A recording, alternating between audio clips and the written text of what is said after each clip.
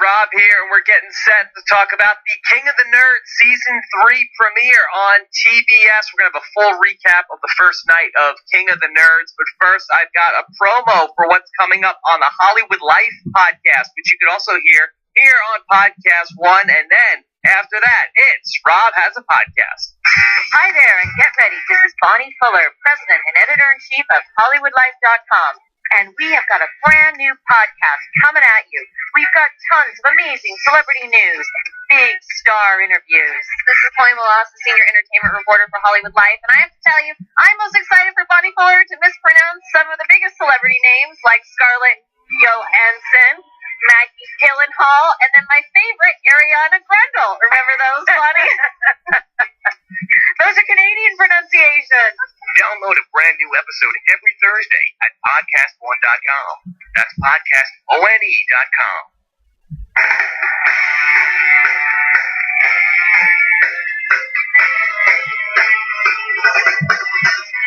Coming to you live from my apartment, it's Rob Has a Podcast, and now here's the guy who podcasts every night into a Rube Goldberg machine, Rob Cesternino. Hello, everybody. How's it going? I should say that's a steampunk-powered Rube Goldberg machine to make my podcast. I am Rob Cesternino, and this is our first episode here covering King of the Nerds Season 3. And we are very fired up to talk about what should be another exciting season of King of the Nerds. We'll be there for every nerd off along the way. And let me introduce you to the guys that are going to be helping me cover it. First off, these are two guys that you probably haven't heard too much before on the Rob Has a Podcast main show, but they have been also heard on reality TV wrap-ups a bit. First off, let me introduce you to Brendan Noel, who has been a long-time contributor behind the scenes at Rob Has a Podcast, and also was our King of the Nerds Season 2 blogger. Here is Mr. Brendan Noel, and perhaps he's best known as the man behind this voice.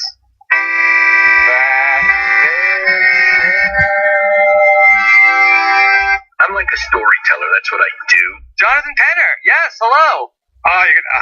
don't make me get into my Jonathan Penner. Okay. You gotta set me up for that.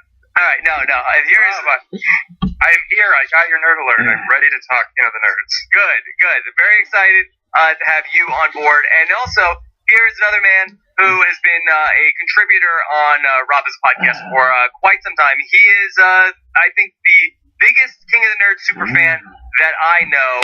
He's got all this information down, and he's also going to be helping to provide us with the context of a lot of the nerdy stuff that we may miss. He's our official nerd fact checker. Here is Mark Solera. Hey Rob, sorry I wasn't really paying attention to what you just said. It may be the fact that you're a guy? Yes, I am a guy. Yes, that's right. Boy, this Ori really has made himself one of the most likable King of the Nerds contestants of all time. Rob, did you think we'd see Ori back on reality TV after his fascinating debut from Glass House 3 years ago? Yeah, I have no idea how he took human form. Yes, Ori the Oracle is here on King of the Nerds Season 3. All right, so a lot to talk about here tonight. The first episode of King of the Nerds airs on TBS.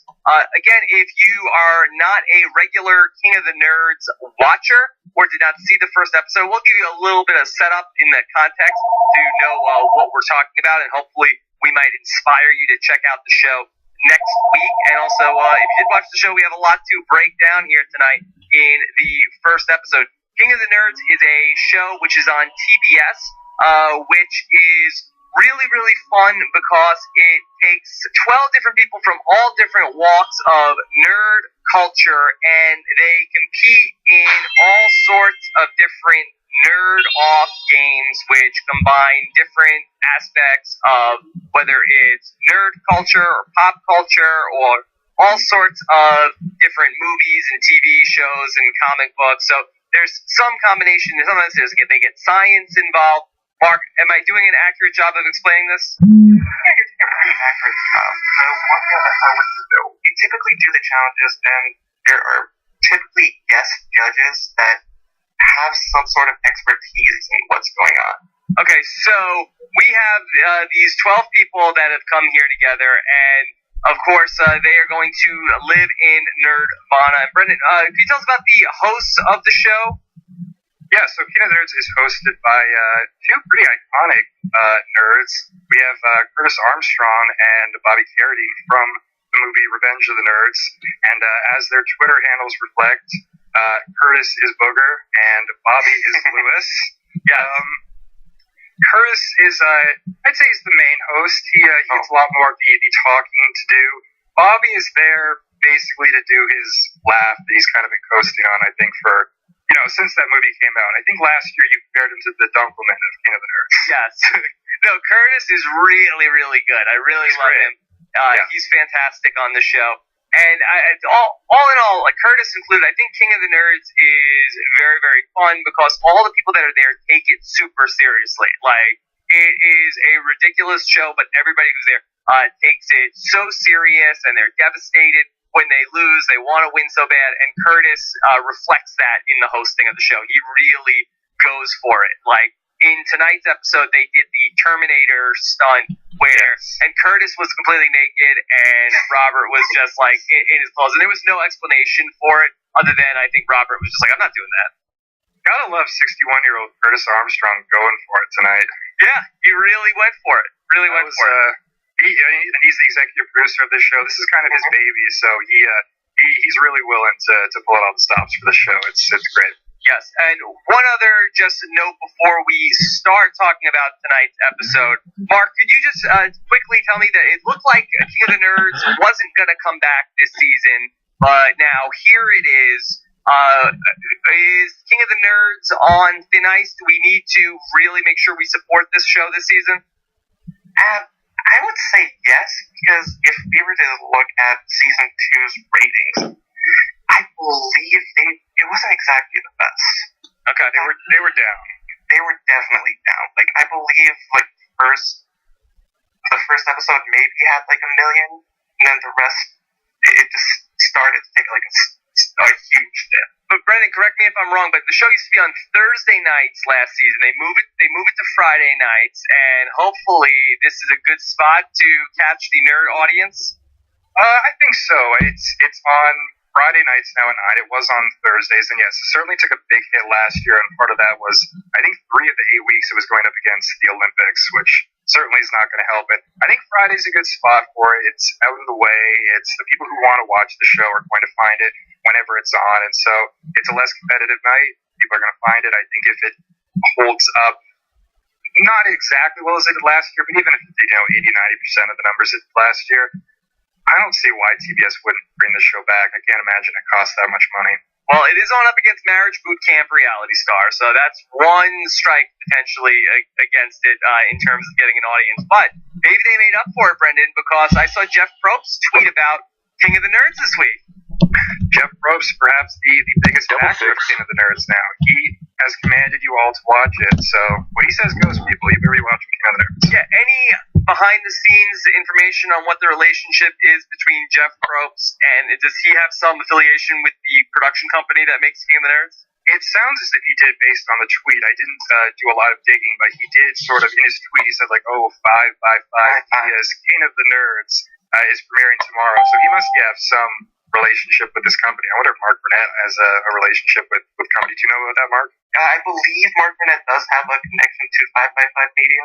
All right, so we'll find out about that. If anybody knows, let us know in the comments officially. Okay, so let's get into the fun stuff. Let's talk about these two new teams. They are simply the green and the blue team to start off. And traditionally on King of the Nerds, the first 2 seasons have started with a draft, and somebody ends up getting picked last, and it's a whole big thing that they made. And they're going to do the same thing this year, but as I mentioned earlier, we get sort of the recreation of the Terminator scene, where we end up seeing Booger and Rob from the future who come in and say, don't draft teams, do it this way. Here are what the teams should be. Brendan, was this just the way that they couldn't figure out another way to do the draft the teams bit? I think so. I think that even last season it sounds like they were kind of struggling to, because The whole joke from last season was they were saying, as you know, in the first season, we let you draft your teams, and there was a whole twist to this 11th person who didn't get picked, and they were given all the power. And basically the twist of last season was, well, it's going to stay exactly the same. So I think if last season they didn't come up with an alternative, they couldn't come up with this one. So I think this was a fun solution, and I would bet this is not the last time we see time-traveling Curtis and Bobby this season. I certainly hope not, anyway. Yeah, I really liked how they did it. I thought it was very, very funny. What's with the watch out for the pickle gag? I didn't love that. If the pickle gag was something that came back in like episode 8, like in the finale, I think that would have been a funny thing to pay off. But 4 minutes later, just Curtis gets hit with a pickle. I expect better of you, Nerds. Step up your game. Okay, so let's talk about the cast members for this season. Let's just go through them by team. The green team, which ultimately lost the first nerd off and had to have Ori versus Jacob in the nerd war. So let's talk about the two guys that went into, and ultimately we saw Ori be triumphant and Jacob leave. All right, let's start with Ori, who appears to be the most unlikable member of this cast, Brendan. Certainly not doing himself any favors with the blatant sexism in tonight's episode, which is not appreciated in any circles, and especially not in the nerd community. Ori could set himself up to be kind of a Zack-esque character from last season. Obviously, remains to be seen if he'll be sort of that extreme, but I think that the blue team had the right idea keeping him around to cause drama, and I find him an entertaining character simply because he looks like a cross between Jay Byers from Survivor and Dwight Schrute's cousin Mose from The Office. Wow. He's an interesting guy. And again, all these people that we're going to talk about, they have some sort of specialty. Like, they're almost kind of like X-Men, to use a comic book reference. They all have like sort of like a superpower of one area that they are particularly nerdy in. Mark, what is Ori's specialty? Well, according to his bio, he is a LARPer. Okay. And for the uninitiated, what is a LARPer? It's basically live-action role-playing. So we had a challenge in the previous 2 seasons that focused on this, if I'm not mistaken, Brent. We did. We had a LARPing challenge each season, and it sounds as, based on the promo for next week, we're going to get another one. And by the way, Ori is not just a LARPer. Ori is a full-contact LARPer. Oh, wow. Oh, yes. Just that. Yes, he mentioned in his bio that he's a full-contact LARPer, and he actually told a funny story in his preview video about a concussion he suffered while he was full-contact LARPing, so I think that might be all we need to know about Ori. Okay. Let's talk about Jacob also. He's the guy who goes home. Very surprising. It was a big shock that he got sent into the nerd... Am I getting the vernacular right? Is it the nerd off and then the final part is the nerd war? No, the nerd war is the team chat. I have it backwards. Sorry about that. Okay. So he got sent into the nerd off and ultimately came up short. And Jacob, he was a comic book store worker, Brendan? Yes, he worked at a comic store, but apparently not a big bruiser of the manga and the sort of Japanese anime, which might have been his downfall in the competition. Big fan of capes as well. Okay. Yes, I thought he was almost too normal to be there. He definitely, he was. Every season they kind of need like one of the normal guys. I think this is a role filled by somebody like maybe Josh or Ivan in the first season. Definitely felt bad for him. It was a little bit of too quick a stay for him at Nirvana, and the blue team got rid of him just because he was too normal. So yeah, too normal.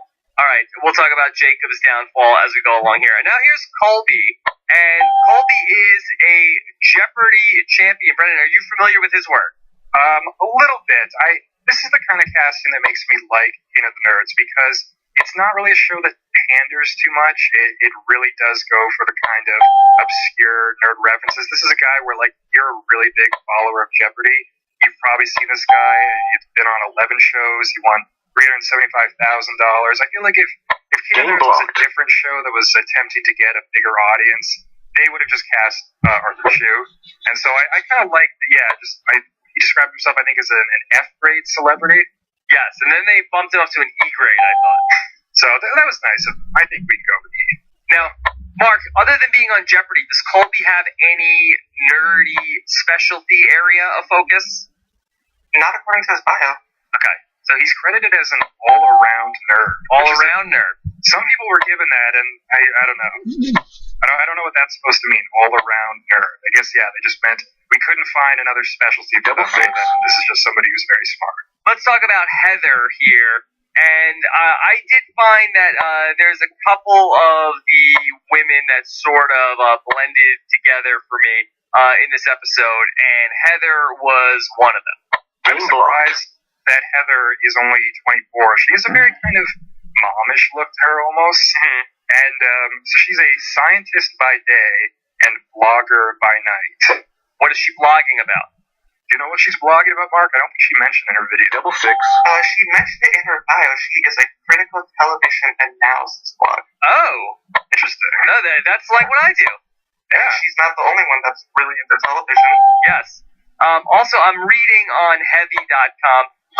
She entered the online fandom for Harry Potter 15 years ago. It's also a central part of her existence. So she could be a Harry Potter person. It was the small things, like if you noticed in her hair she had a bow, and according to her on Twitter, that is a Slytherin, which is one of the houses in Harry Potter. We gotta watch out for these Slytherins. Okay, good. Watch out. Thanks. Watch out.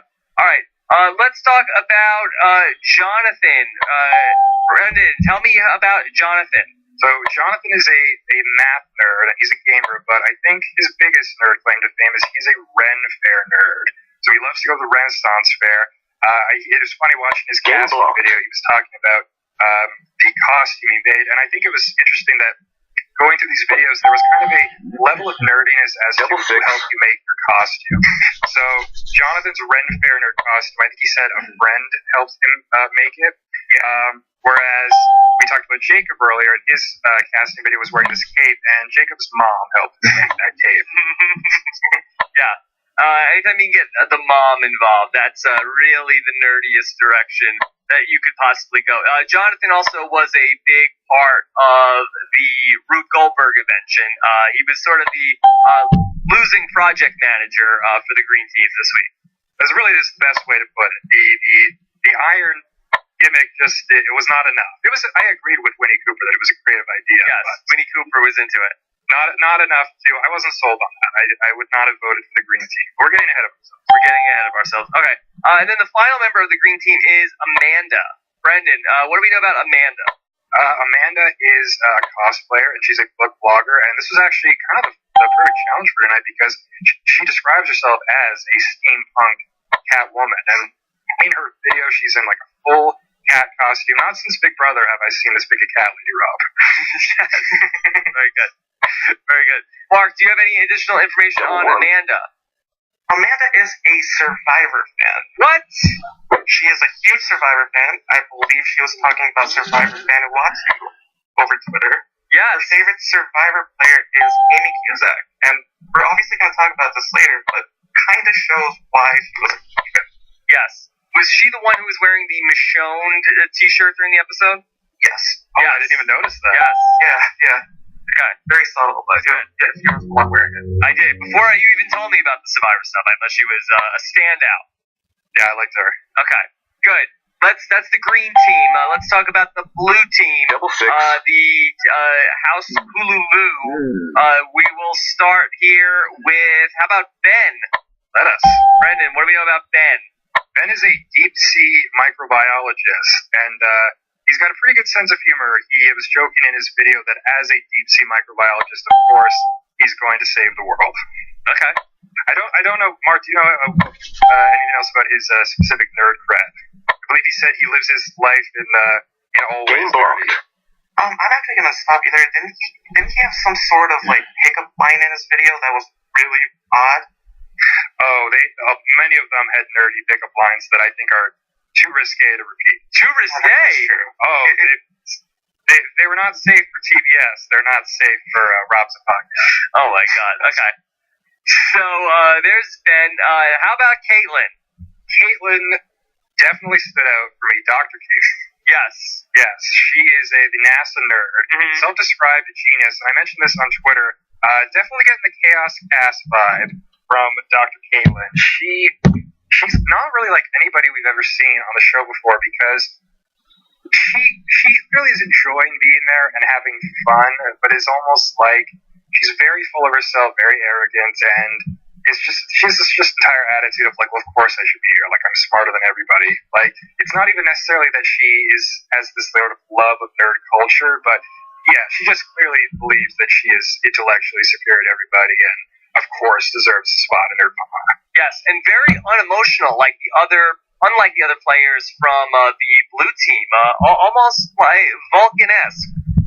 Yeah, I think she was probably part of the big reason that the blue team led this kind of charge to make a much more calculated decision, especially for episode 1 than we've seen in either of the previous 2 seasons, to kind of really blindside Jacob tonight. I think she was, just did not take anybody's emotions into this. She was completely just, this is a game, this is what we have to do to get it done, and I'm very interested in her. She's definitely one of the standout characters for me, and I think she's going to be interesting going forward in the next 7 episodes.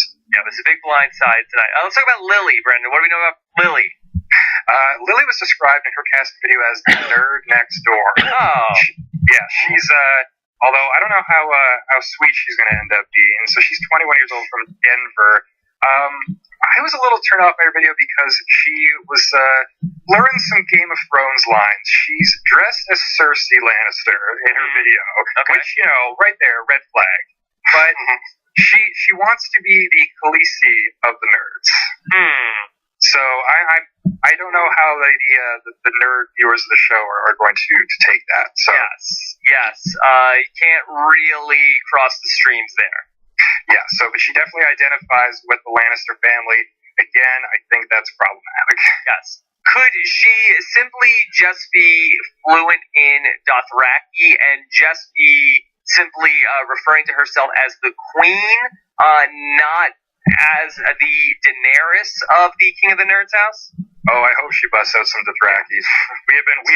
We've seen all kinds of languages. We had Kelsey last year with the Japanophile. I don't think we've had a Dothraki fluent nerd yet. I'm hoping we see that. Okay.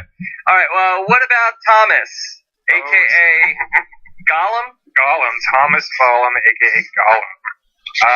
Thomas is a brony. Yes. He is an Eagle Scout, which I didn't realize you could still be in your 20s. Mark, explain, I don't even know if we need to explain this, but explain the phenomenon that is bronyism. Well, a brony is a term for a guy who is a fan of the show My Little Pony.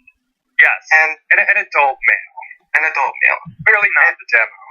And I've had conversations with people who classify themselves as bronies, and the way they describe the show, it's a kid show. Mind you, it's a show that's pointed towards kids, but they say that there's like adult references. Like, for example, apparently in one episode they made a Big Lebowski reference.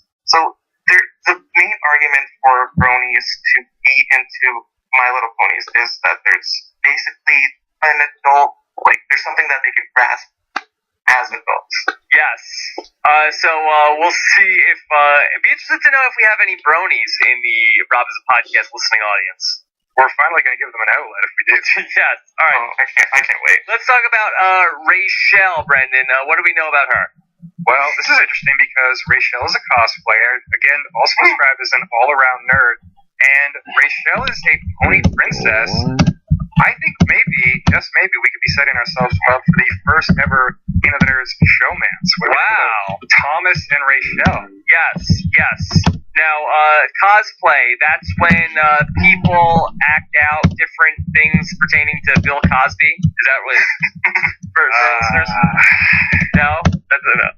Of course that's no, of course not. Of course not. Nobody would do that. No. Nobody would ever do that. Nobody's touching that one. Nobody should do that. Nope. Don't do that. Okay. So in addition to cosplay, what else do we know about Rachel, Mark? She classifies herself as a master of all things nerdy, and her passions go from anime, manga, to making a mean predator impression. Okay, yeah, does a predator impression. She did that on the show, as we all do. We all do. Yeah, we all do that. All right, and last but not least, let's talk about Todd the Bod, Brendan. Father Bod Landry, a.k.a. Todd Father, a.k.a. Todzilla. I'm sure he was devastated to not be in the Godzilla Challenge tonight because, of course, as Todzilla, he's perfect for this. He's a gamer. He's a comic book nerd. He described himself having a bigger-than-life personality. I think he's all talk and no action so far. What, you don't think he's had a big personality? He had a big personality, but I in his casting video, he was going on and on about how everybody just wants to be around him, and the party doesn't start until he gets there, and I don't know. I'm a little creeped out so far by Todd the Bot. We'll see what happens there. He is the Clockwork King. He is. He also, apparently, he's the love child of Conan O'Brien and Andy Richter, so... Oh, okay, well, that's good. Good line. Okay. So, the King of the Nerds, they get their teams, and they also get their instructions, and their task is to create a Rube Goldberg slash steampunk, what would you call this thing? Just a device to raise their flag? Yeah, basically they were raising their flag, and that was going to be the grand reveal of their team name. Yes, and all of the nerds will live in Nerdvana. And Brendan, could you just set up for people what Nerdvana is? So Nerdvana is it's a building that they actually rent out from a university campus in Southern California, and it is nerd paradise. It's video games, it's all kinds of nerd memorabilia. They have a sort of lab where they have all these computers and gadgets and everything they can play with, and of course, it is the building that houses the room in which sits the Throne of Games. Yes, and what is the Throne of Games? The Throne of Games is the throne coveted by all nerds because the one true king at the end of the season will get to sit atop that throne.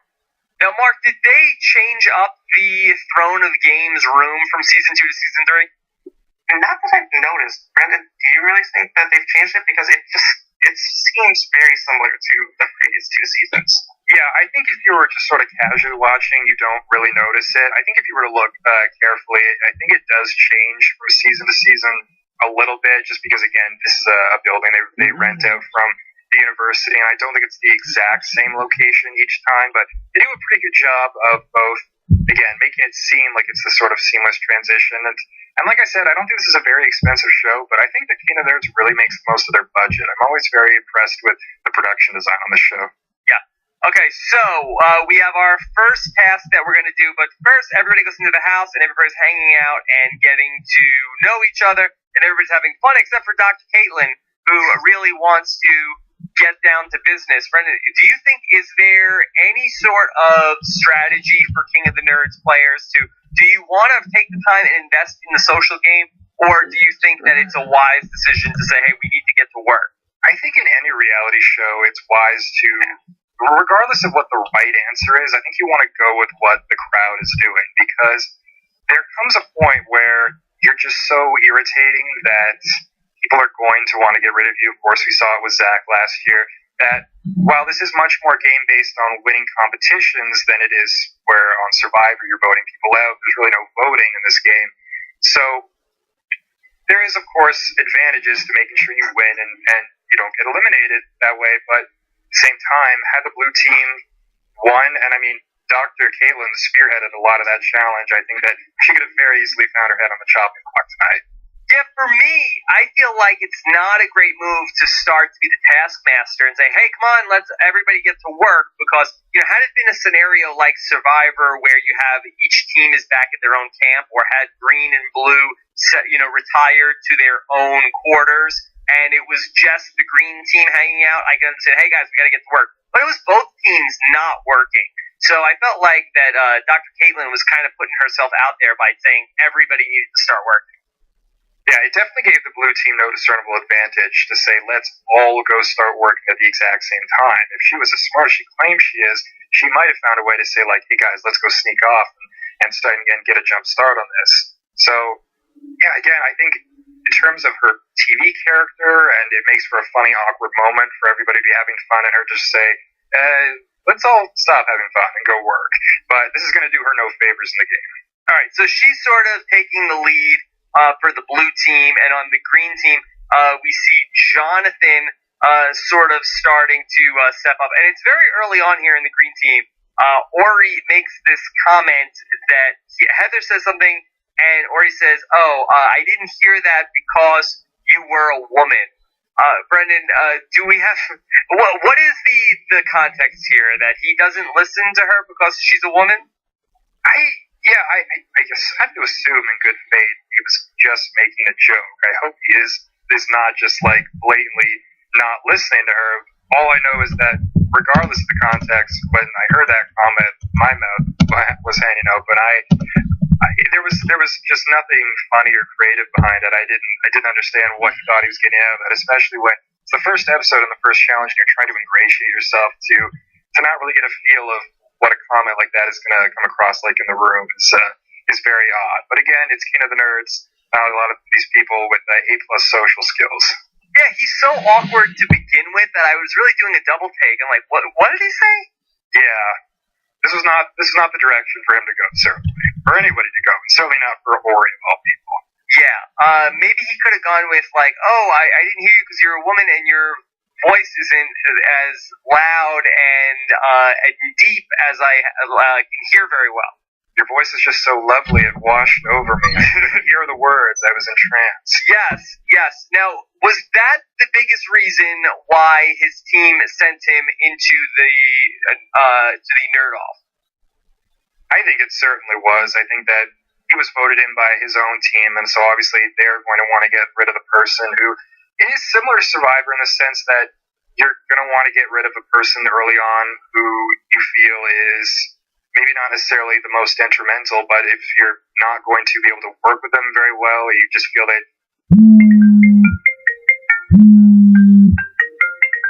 they get along with them and they're not going to bring a lot to the team, that's somebody who's an easy target for an early elimination. And Ori, I think, really shot himself in the foot tonight.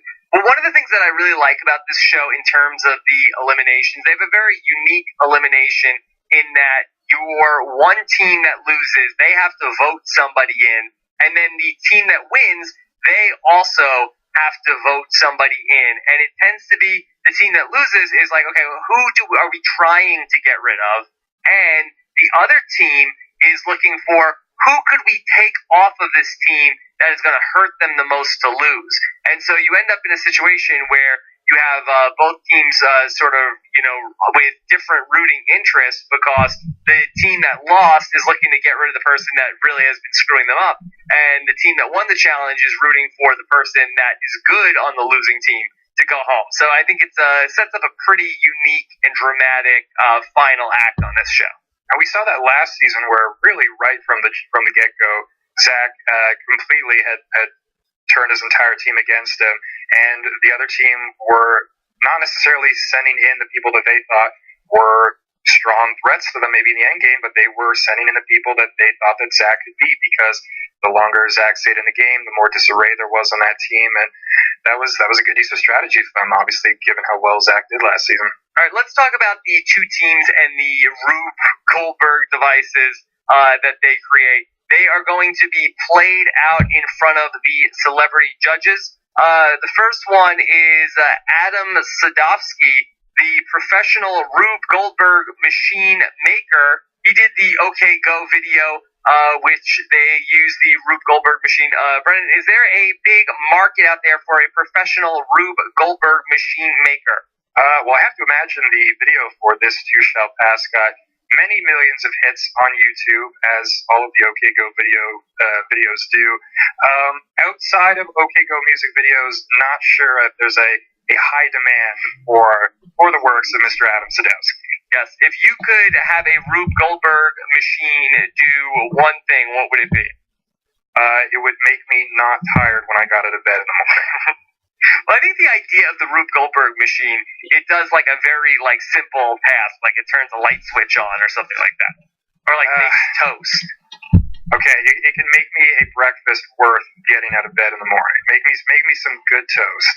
Yes, I think that since the era of 80s movies where you'd have a Rube Goldberg machine in the opening credits has passed. I'm not sure if other than an OK Go video where we're seeing too many other Rube Goldberg machines. True. Did we see a Rube Goldberg machine in the opening of Back to the Future that fed yes. Doc's dog? Yes, and Einstein. Pee-wee's Big Adventure. Yes. I'm actually working on a Rube Goldberg app. Interesting. Yes, very complicated. All right. I'd like to download that immediately. Sold. And then the second person is Danica McKellar. Am I saying that right? Winnie Cooper from the Wonder Years, Brendan? Winnie Cooper from the Wonder Years.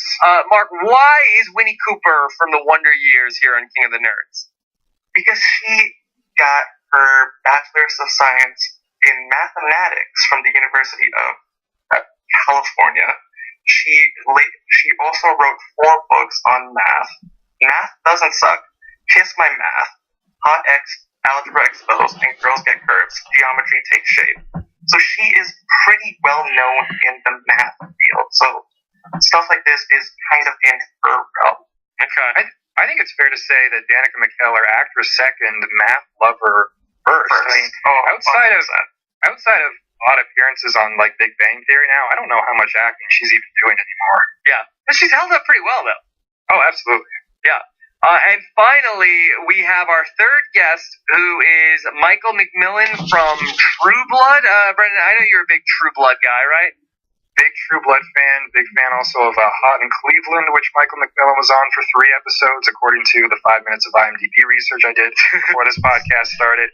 Big fan of the works of Mr. Michael McMillan. Yes, and he was kind of also just there. Yeah, I don't really know what the purpose of his Rube Goldberg expertise was. If he had any, it wasn't explained properly. Yeah, he was just there. Okay. Sometimes on a TBS reality show, you get who you can get. You get who you can get. All right. So we're going to go through the Green Team's Rube Goldberg machine. Brennan, could you take us through how exactly that worked? So the Green Team, their Rube Goldberg machine relied pretty heavily on sort of the big centerpiece of their machine was that they were going to drop an iron onto a piece of rope, and that was sort of going to be the big sort of coup de grace, I guess, that was going to reveal their flag, whereas the Blue Team had much more of a sort of theatrical flair to their presentation, where they had Todd the Bod as sort of this villain that was going to be Clockwork King. Clockwork King. He was going to be sort of destroying this town, and he was knocking over cups, and it was a much more creative presentation and an entertaining way to display this to the judges. Okay. So, did anything in particular impress you from the Green Team? I thought, like Winnie Cooper, I thought that the use of the iron was creative. I thought that was interesting and not something that obviously the Blue Team thought of. The problem I thought with using the iron was that making it kind of the focal point meant that a lot of their actual act of turning on the Rube Goldberg machine, you were kind of just waiting for the iron to burn through the rope, and everybody was just sort of sitting there and staring at this thing, and especially afterwards when you've got a much more dramatic and engaging presentation. For me, it was a no-brainer for who I would have voted for. I would have gone for the Blue Team. Okay. Anything in particular about the Blue Team that really made you feel like that they were the winners? What impressed you there? Again, the whole just presentation that they sort of made it into a skit, if you will. That Todd the Bod was so good. You were impressed with him. And the thing that impressed me also about Todd the Bod was that when they started the machine the first time and they had to reset it after, he did a very good job of sort of staying quick on his feet and sort of getting back to the character of like, oh, now I'm going to destroy the town even more. I have this bigger machine that I'm going to use. So I thought that was very clever of him, and they did a really good job of not making them seem rattled by that. Well, it was a big risk that they took, where if your machine stopped, you could either like have it go back from where it stopped and go forward, or go back to the beginning. And they went back to the beginning because they had an issue with the last part of their Rube Goldberg device was going to be like a fan was going to blow something, but the motor burned out in the fan, so they had to at the last second replace something, and it did not go off on the first run through. But they ended up like taking a big gamble and having it, figuring that they figured it out for the second time through. That's right. We did talk about that, but when they were making the machine, that the motor blew out on that fan. So they had about 20 minutes to kind of create this alternate sort of ending to the machine that involved the mousetrap, and because they weren't really going to be able to test the mousetrap without it just sort of not being able to reset it again in time. And again, like you said, having a minute for them to go all the way back to the beginning and set it all up again was very impressive to me as well. Okay. So we also learned here the team names. The green team is going to be known as Smash. Brendan, is that because the green team is going to be soon joined by Catherine McPhee? I think so. I think they all the Broadway stars are coming to Team Smash, and I could see Catherine McPhee making a guest appearance on this show. She has her nerd cred now from Scorpion on CBS. I think that we could definitely see Catherine McPhee as a judge in the future. We all love Catherine McPhee. Mark, is it possible that the green team could be joined by the King of Smash, Kenny from Gabon? If there was ever to be a guest coach, if you will, for a team, he would be my choice. Yes, he's their spirit animal, Kenny from Gabon. All right, so then the blue team is called House Huluvu. Brendan, could you give us some background on this? Yes, Huluvu reference to the novel Hitchhiker's Guide to the Galaxy, which I'm not super familiar with, but they definitely get nerd points for that. Okay, so we finally see that it is going to be the blue team that wins. The green team is going into the nerd off, and they're sort of trying to figure out what they're going to do. Also, Ori says another line, and I want to make sure I got this right. Brendan, do I have this correctly? Ori says that people only get mad at him when he's incontinent.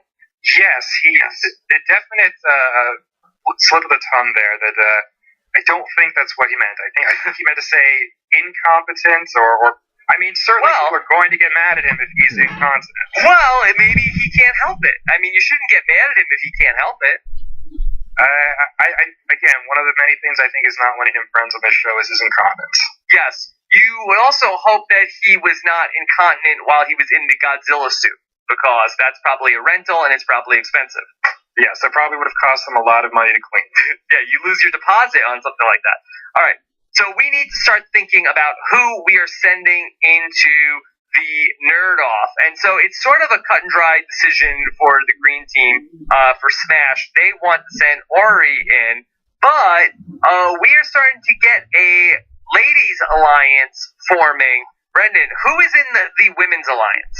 So the women's alliance, we have Amanda, Heather, Rachel, and I believe it's Lily also in the women's alliance, Mark? Yes. So they kind of got together and were sort of spearheading this plan to make sure that whoever was voted in by both of the teams, that both of the nerd-off opponents for this first round were going to be met. So that way the women could take an advantage in the numbers. Yes, because somebody, I think it Ben, was pushing for to get rid of one of the cosplay women from the green team because the cosplay challenge could be coming soon, but the women were able to sort of nip that in the bud. Yeah, very effective. Ben was targeting Amanda and Heather, and while the other team wanted to send in Colby. So I think this was actually a pretty good compromise who they ended up sending in. Okay, so how long do we think the women's alliance could hold together, Brennan? Well, based on the track records of women's alliances on every other reality show ever put on television, I'm going to say not very long. I think that the difficulty that some women on reality TV find working together probably also extends to the realm of nerds. Does it, though? Because I feel like if any group of reality TV women were going to stick together, I feel like it would be the women of King of the Nerds. I'm actually going to speak up here, and I'm actually going to say it's going to end next week. Oh! Wow. Because who did Amanda and Heather want to send into the nerd off? They wanted Colby, who ended up going into the nerd off. Jacob. There's already tension in that group. So I'm honestly unsure that this alliance is actually going to stick around. Okay. I just think some of these women, we've got some big personalities who don't necessarily know full well the strategy of the game. I think that if they had someone like a Dr. Caitlin to sort of spearhead this, I think that it could have a chance for survival. But given these particular women in the alliance, I'm just not sure what its chances are in the long run. Now, before we get to nominating the people who are going to go into the nerd off, let's just take a moment and talk about Thomas the Brony, because he really does do a very strong Gollum impression, Brendan. He does. He's Thomas Gollum, and I think he's probably gotten that enough over the years that he's had a lot of time to perfect that impression. Will it wear thin with us by 2 or 3 weeks from now? Oh, by God, yes, it will. I imagine this is one of his few gimmicks, is this Gollum impression. Other than sort of references to video games that I'm not playing, I don't know what else he's going to be busting out there. I think that Thomas and Bobby have a lot to talk about in terms of riding kind of one voice through the entire show. Okay, so let's get to nominations. All right, so we are going to have the green team. They're going to vote. Everybody who votes for Ori, except for Ori, presumably, who votes for Colby. Yes.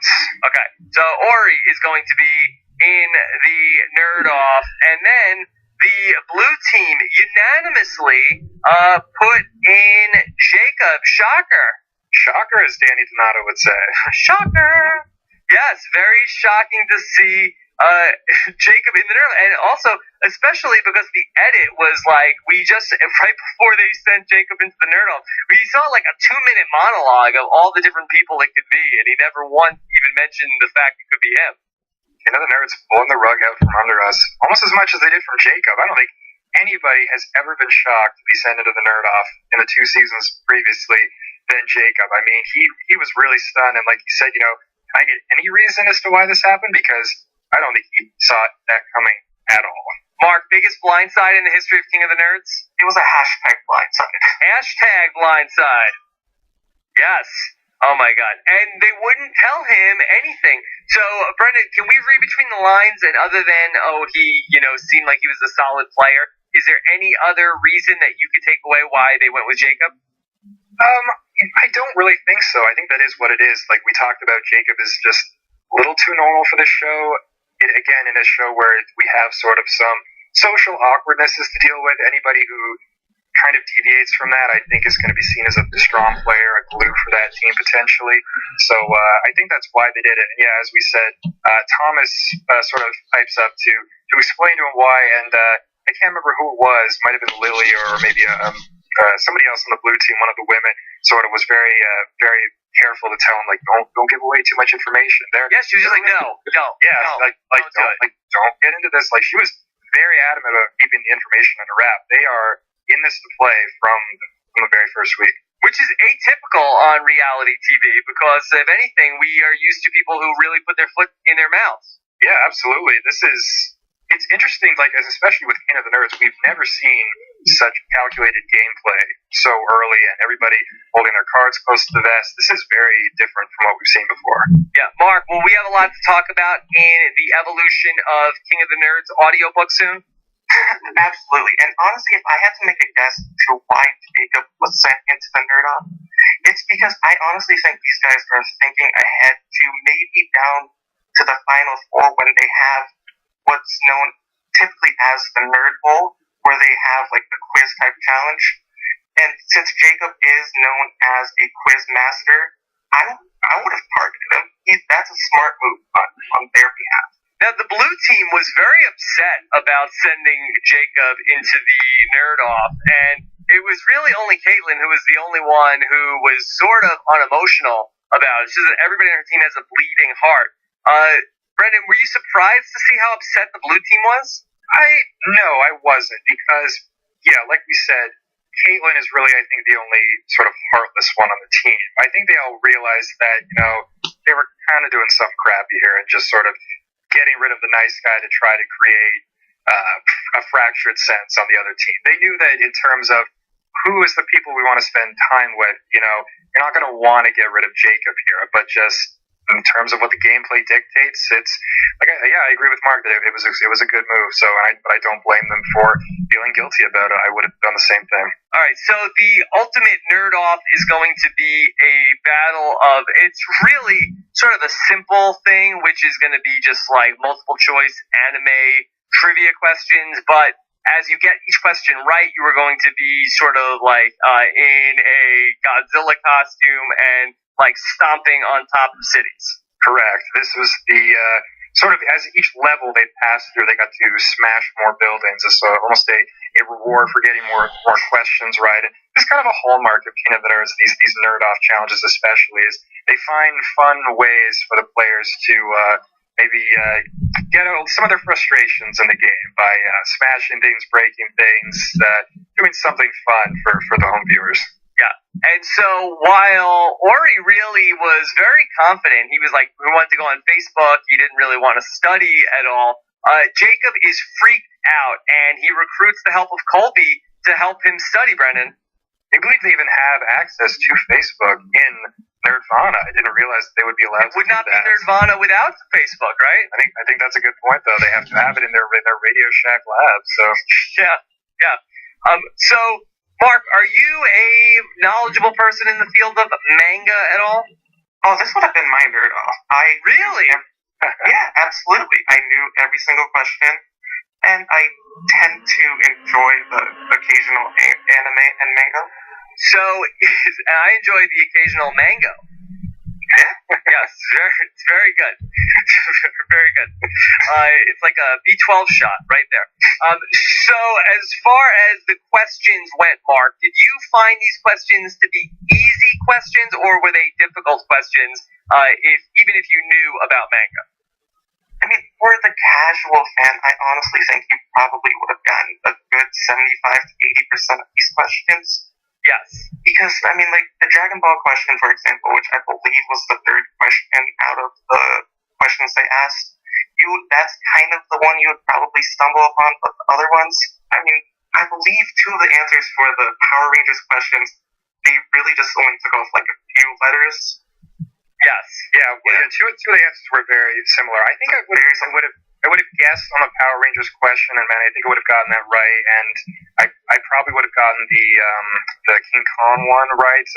But the other two, yeah, that's not my wheelhouse. So, but I kind of like that about Kingdom Nerds. Again, I think this is a show that it's not really. I almost like that it's not like going to hold your hand through this. It's very much for the hardcore nerds. It's not going to really take the time to explain this for you. It's for the people who are really passionate about this stuff.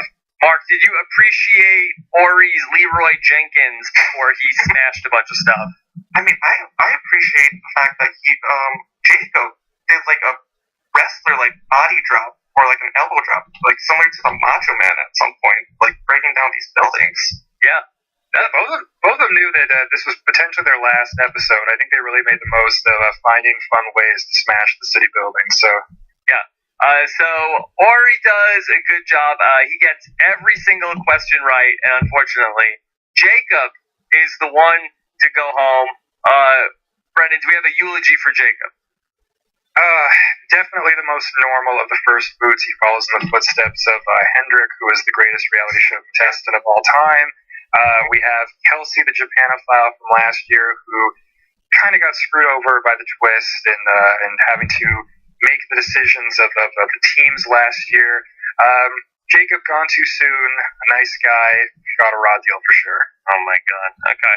So we will see where it goes from there. Mark, any takeaways from episode number 1? Well, to me, the biggest takeaway is the fact that we probably have seen the first person to ever get a strategic edit on the show in a manga. Correct me if I'm wrong, Brendan. I really can't rack my brain to someone that's had as a strategic edit as she has.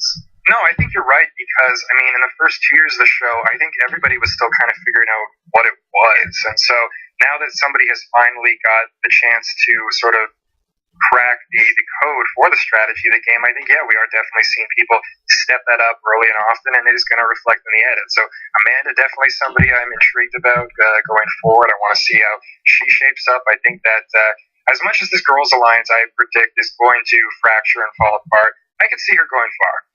All right, so let's take some questions here from the listeners of Rob Has a Podcast. We'll do this every week as we cover King of the Nerds on TBS.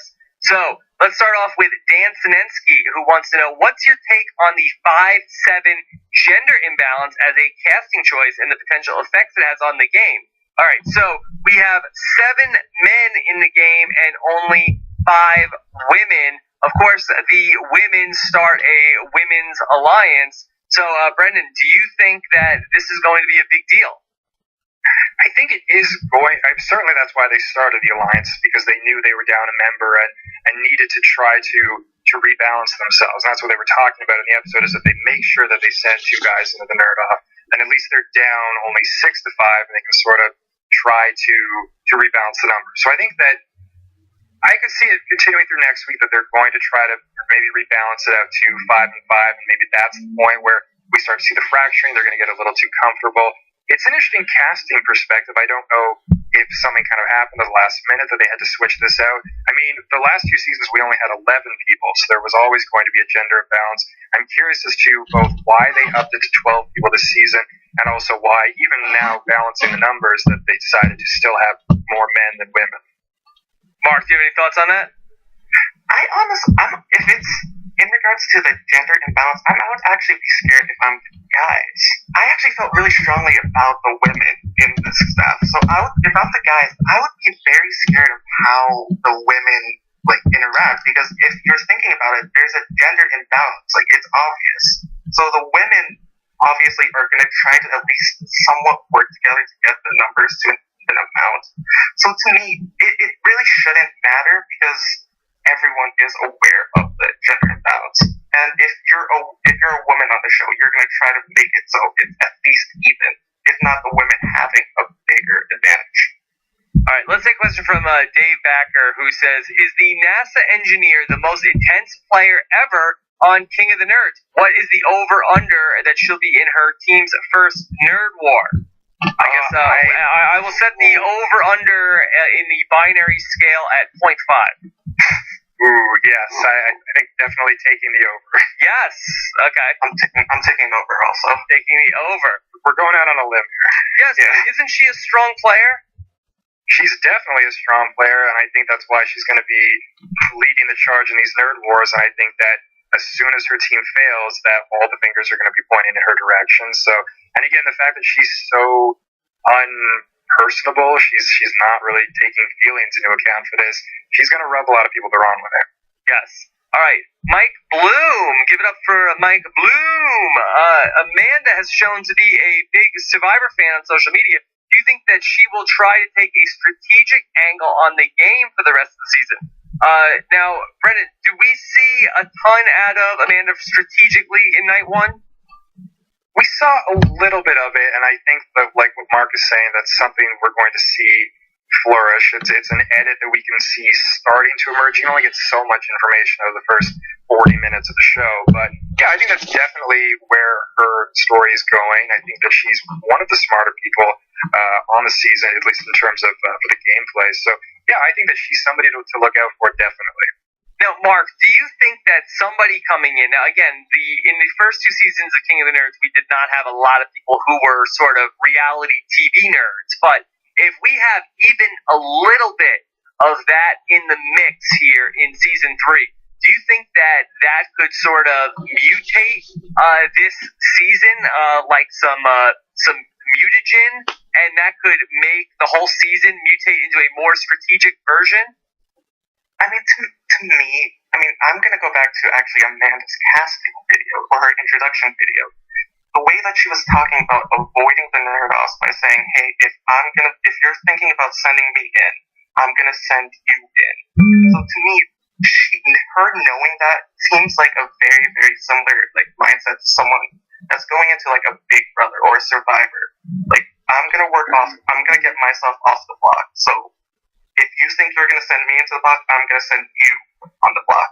So I really do think that she's going to, if she's really gotten the strategic edit, I really think that she's going to shape this season into being one of the more strategic seasons of King of the Nerds that we've ever seen. Okay, it was definitely an interesting sort of deviation from some of the other videos for her to specifically make that point about she's going to make sure she avoids the nerd-offs at all costs. Much as I like and want to root for a player like Ben, I'm not so sure about his strategy of bring on all the nerd wars, bring on all the nerd-offs, I'll win them all. Statistically, you're not going to win them all, so you shouldn't want to be in these, and Amanda has the right idea there for sure. Yeah. And if you were to take previous winners, season 1 Celeste and season 2 Kayla, they played the strategic element really well in the fact that they were never in a nerd off. So you never want to go into a nerd off. Andy Pfeiffer wants to say, I might be late, but how does the blue team's voting decision affect strategy for the rest of the game? So this has sort of been a theme with what we've been talking about here the last few minutes, but Brendan, do you think that because the way the blue team went for, really a gut punch with Jacob, do you think that's how the teams will approach the Nerdos all season long? Well, they definitely set the tone for the strategy and the sort of more ruthlessness of the game compared to the previous seasons. I do think that this is, it's hard to talk about like acts in the way that we talk about maybe a Survivor season, or it's definitely a Big Brother season, which is so long. With a show like this, it's only going to be 8 episodes. But yeah, I do think that they're setting up maybe this sort of blue team dominance and sort of what they're trying to do and saying like, this is how it is, like the mic drop kind of thing. I think that that's definitely setting up a very interesting act one. Whereas the kind of implosion of this girls' alliance, I think, is then going to take us into whatever the next act is. So definitely setting the tone, and it's going to be interesting to see what that gives way to. All right. Overall, thoughts on King of the Nerds Season 3 premiere? I'll start with you, Brendan. Unlike the previous two premieres, was not expecting the level of gameplay that was being put into this so early, but I also don't put it past these very intelligent nerds to very quickly identify the game, and then somebody like Dr. Caitlin and people like Amanda to just say, like, get to work and put the emotions aside. We're here, the prize is $100,000, and they want to get to that throne of games. So, okay. Mark, thoughts on the premiere? I was really, as someone who saw the preview on Twitch a week before, I've literally been sitting here thriving just to even talk about the show. So I'm really excited because if this is the first episode, if this is like the preview to the rest of the season, it's going to be probably the best season of King of the Nerds by far. Wow. I agree. This is definitely inspires confidence in me. We're going to see some big things in the next 7 weeks.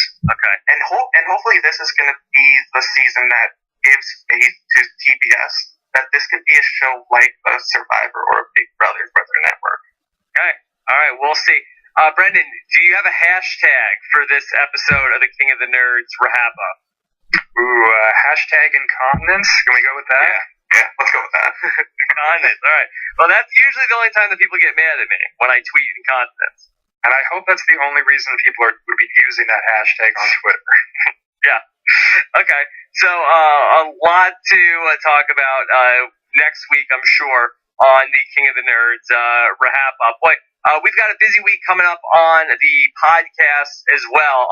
We are going to be ongoing with our coverage of Marriage Boot Camp Reality Stars, a.k.a. the Spicin' Hour, Week 3. We'll be back on Monday talking with Spencer Pratt and Tyson Apostle about this week's episode of Marriage Boot Camp. Plus, we will be talking about the week that was in pop culture and the news, and talking about all sorts of fun stuff with them. And then on Tuesday and Wednesday night, we are going to be getting into